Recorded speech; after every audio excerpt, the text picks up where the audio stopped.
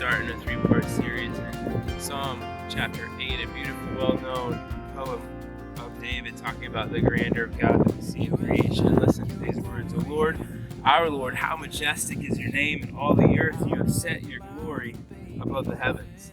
Out of the mouths of babies and infants you have established strength because of your foes to still the enemy and the avenger.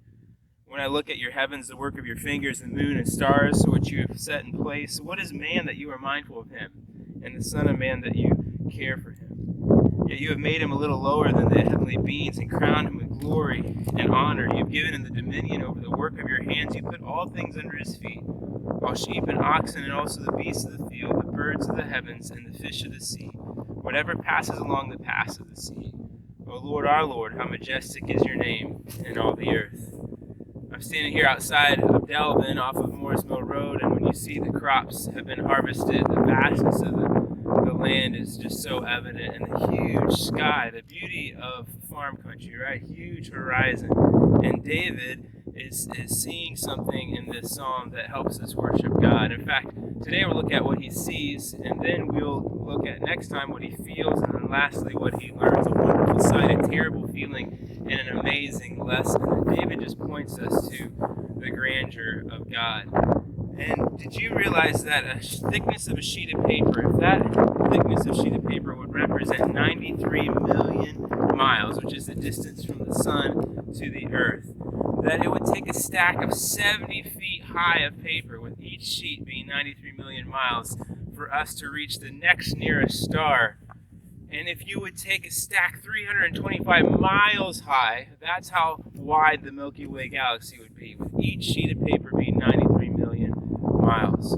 Or another way to look at it, if North America was the size of the Milky Way, then our solar system would be a coffee cup. And inside that coffee cup, one single coffee ground, that would be the size of planet Earth. And there are billions of galaxies.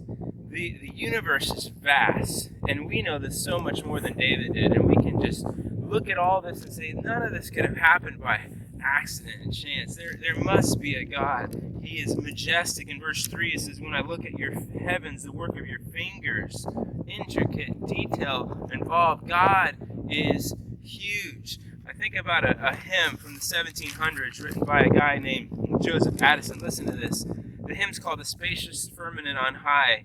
With all the blue ethereal sky and spangled heavens a shining frame, their great original proclaim. In reason's ear they all rejoice and utter forth a glorious voice, forever singing as they shine, the hand that made us is divine.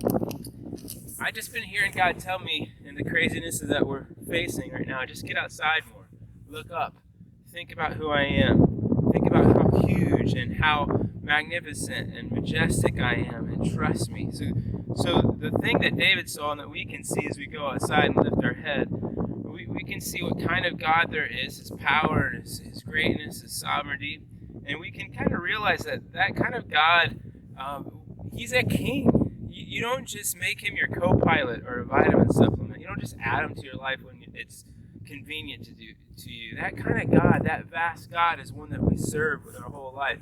And then we also see his creation. He's an artist, and all great artists put themselves into their work. We can see his fingerprints everywhere, in every landscape, in every person, in every interaction. You see he is at work. He's put his love and joy and beauty and wisdom on display all around us. And I don't know, as the weather changes, I'd encourage you to battle the cold. My hands are freezing right now. It's windy out here. But take time to get outside and feel the crisp wind on your face, and just sit down and think about the great God that we serve, and say with the psalmist, O Lord, our Lord, how majestic is your name in all the earth. How majestic is your name in all the earth.